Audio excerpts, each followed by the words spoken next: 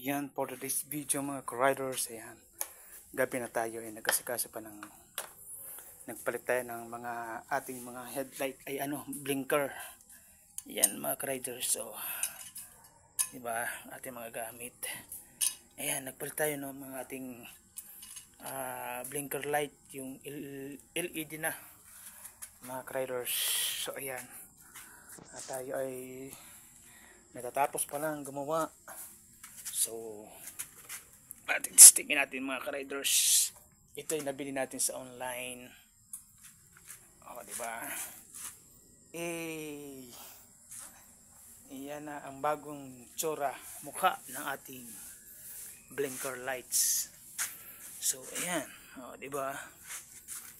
At hanggang sa likod dyan mga ka-riders. Pogi. Diba? Alright, so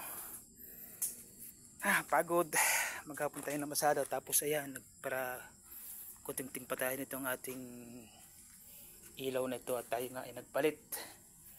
So ayan, isisingle natin siya. Ayan, riders. Pag left turn, ayan. Alright, so hindi pa tayo sa kabila. Right turn naman, ayan, pag maliko saan sa kanan, ayan, blinker light sa light. Alright, so ang mas malupit dito mga riders, at dahil nga tayo ay nagpalit ng ating nagpalit tayo ng ating mga LED light sa ating signal light. So nagpalit na rin tayo ng ating ating ilaw, headlight ba. Ayan mga riders. Ayan, diba? Masyado siyang mataas. Ayan. Yan ang ating headlight mga riders. Diba?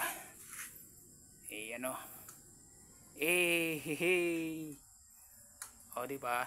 Hindi tayo magpapahuli sa mga naglalabas. Yan, tayo ay makikipagsabayan na rin sa kanila. Kaso nga lang, kailangan natin ng budget. Panis. Alright, so ayan yung mga nagastos natin. At solid naman sa ating gamit.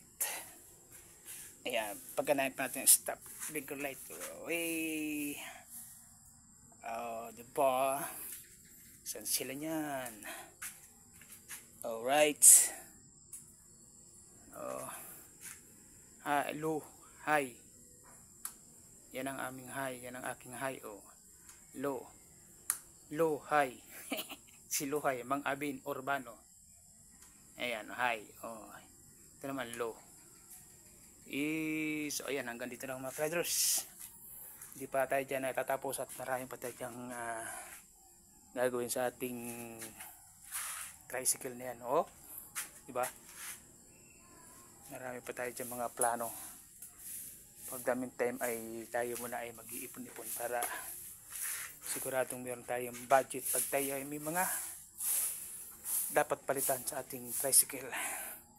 So ayan, tapos na tayo mga riders. Napalitan natin yung ating so siguro by next week talaga papalitan tayo naman itong ating tail light. Yung bago siya basta sa next video natin yan mga riders. Ito naman susunod natin itong ating tail light. Kasi yung tail light niyan, yung stop light niyan, ordinary pa lang din. So papalitan tayo siya ng LED lights. Alright. Yan, wala pa tayong mga ilaw. Kulang pang ilaw natin kasi nga yung ating battery ay medyo mahina na. Kaya hindi tayo nakakapag-provide ng ating mga ilaw sa loob. For the meantime, yun na muna ang ating blinker tapos ating headlight. At sa susunod natin gagawin, ito naman ating stoplight naman. Papalitan natin ng LED light. Diba? So ayan, hanggang dito ng mga riders. Hanggang sa muli. Paalam. Bye-bye.